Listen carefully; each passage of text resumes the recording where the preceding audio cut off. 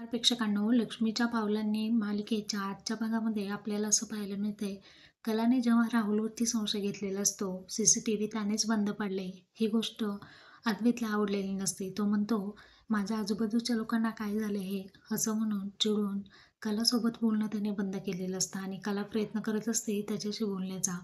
ती म्हणते, माझ्या हातची कॉफी पिशील का? परंतु अद्वैत काहीच बोलत नाही. मग ती स्टॅच्यूकडे जाते आणि म्हणते की, तू पिशील का माझ्या हातची कॉफी? तुझं आपलं बरं आहे, तुला कान नाक डोळे असले तरीही बोलता येत नाही. आपलं गळ्यामध्ये सोनं घालायचं आणि मिरवायचं. इतक्यात चांदेकर तिथे येतो आणि चांदेकरच्या खूप जवळ येते ती आणि म्हणते, चांदेकर हे बघ, तू मला बोलत नाही आहेस, पण आपल्यातला संवाद हा कमी होता कामा नये. आपण दोघं नवरा बायको आहोत. मान्य आहे की राहुलबद्दलचं माझं मत वेगळं आहे, तुझं मत वेगळं आहे. कारण एकमेकांच्या मतांचा आपण आदर करायला हवा आहे. एकमेकांची मतं एकमेकांवरती आपण कोणावरही लादता कामा नये आणि आपल्यातला संवाद तर कधीच बंद होता कामा नये. बोलत राहिलं पाहिजे, हो ना?